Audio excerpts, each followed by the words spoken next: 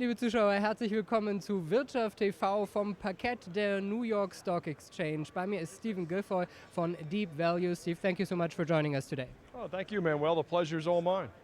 Steve, we saw more created jobs. It was in expectation. What do you think? Is it a good sign for the markets?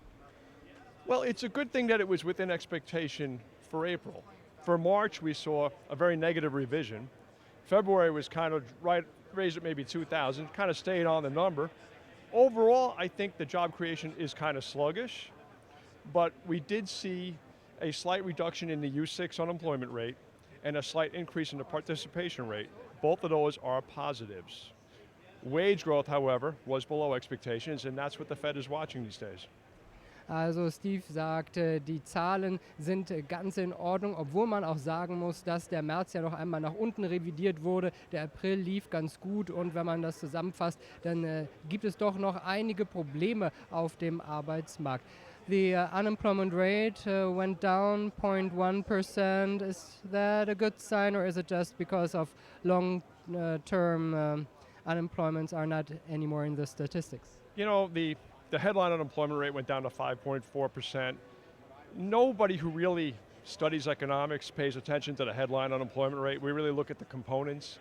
That's consumption for the 11 o'clock news crowd, you know, the lunch pail crowd. Not to put them down, but that's an easily manipulated number that no one really pays attention to in this country who's going to trade securities. So, like I said, we go back to the participation rate, we go back to the U6 unemployment rate. Those are the numbers that we focus on more. Also Stephen sagt, hier am Markt schaut man gar nicht so auf die Arbeitslosenquote, die ja leicht runtergegangen ist auf 5,4%. Das ist mehr eine Nummer für Schlagzeilen, aber hier am Markt schaut man auf andere wichtige Zahlen. So what do you think will the Fed do now? Will we see a change in the rates? I think this makes it very tough for the Fed to raise interest rates, to change monetary policy anytime soon. I think this pushes it out at least until September. My feeling is that we may not get it this year, but I'm kind of an oddball that way. I think it's going to be very hard to do anything that would increase the value of the dollar. Now that we have seen how the value of that dollar really hurt first quarter GDP in this country. I mean, when they do finally revise that number, it's probably going to be a negative number, quarter over quarter.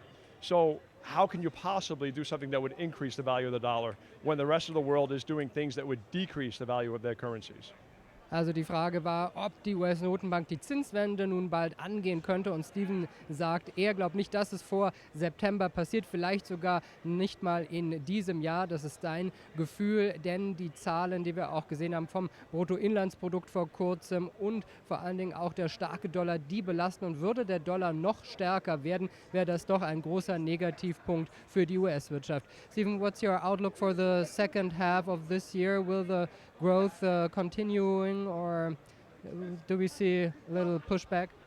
Well, typically the first quarter is our worst quarter here in the US, so I do believe you will see growth.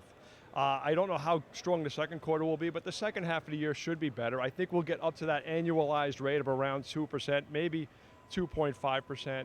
So I don't think all is lost by any stretch, but I think it's going to be a fight. I don't think we're going to hit easy times for quite some time. We're going to have to slowly build our economy, try to keep this unemployment rate lower, and the Fed is going to have to be very careful with what they do because they can really hurt us accidentally right now.